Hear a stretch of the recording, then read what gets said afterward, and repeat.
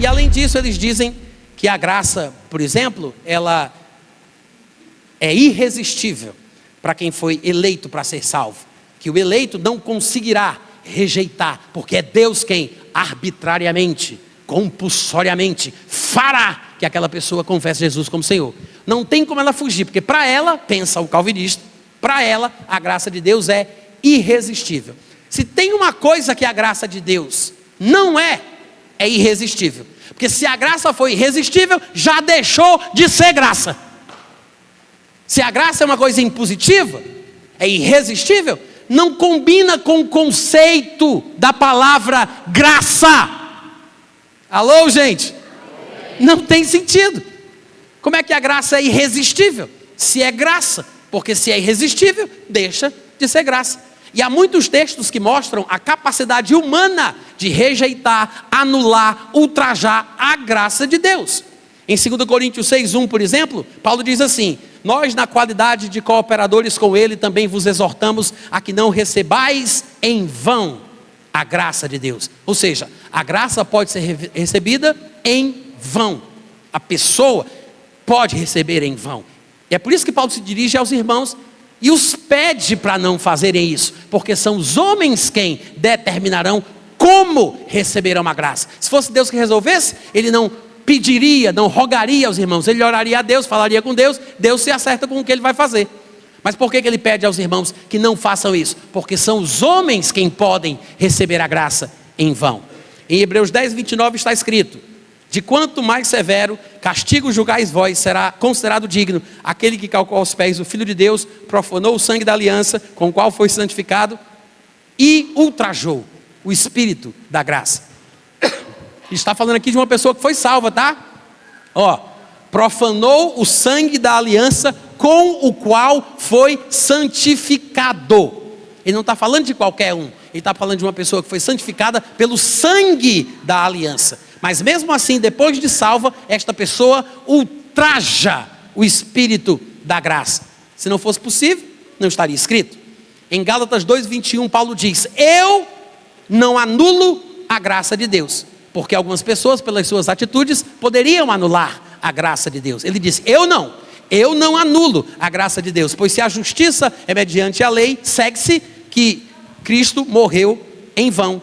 Em Gálatas 5:4 ele diz: de Cristo vos desligastes, vocês que procuram se justificar na lei de Moisés, da graça decaístes. Da graça decaístes. O que é que Paulo está dizendo? Perderam a bênção. Vocês se afastaram da graça, caíram da graça, ultrajaram o Espírito da graça. E ele diz mais, Hebreus 12:15 diz assim: atentando diligentemente, porque ninguém seja faltoso, separando-se da graça de Deus, nem haja alguma raiz de amargura que brotando vos perturbe, e por meio dela muitos sejam contaminados. Olha o que ele diz: tenham cuidado de forma diligente, para que nenhum de vocês se separe da graça.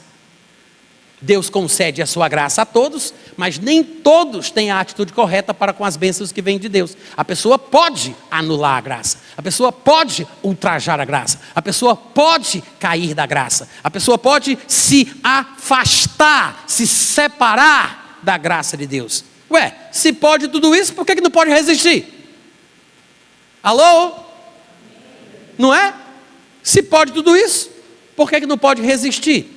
Na verdade, em Judas, no versículo 4, ele vai dizer que certos indivíduos se meteram, se introduziram como dissimulação, os quais desde muito tempo foram antecipadamente pronunciados para esta condenação, homens ímpios que transformam em libertinagem a graça de nosso Senhor, de nosso Deus, e negam o nosso único soberano e Senhor Jesus Cristo.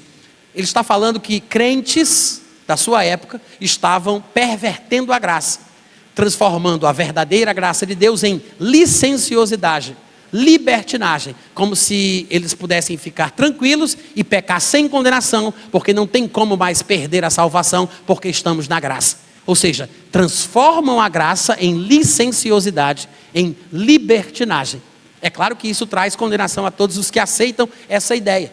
Mas observe como é possível fazer isso com a graça de Deus. Em 2 Pedro, capítulo 2, versículo 1, ele vai dizer o seguinte: também houve entre o povo falsos profetas, como entre vós haverá falsos mestres, que introduzirão encobertamente heresias de perdição, e negarão o Senhor que os resgatou, trazendo sobre si mesmos repentina destruição.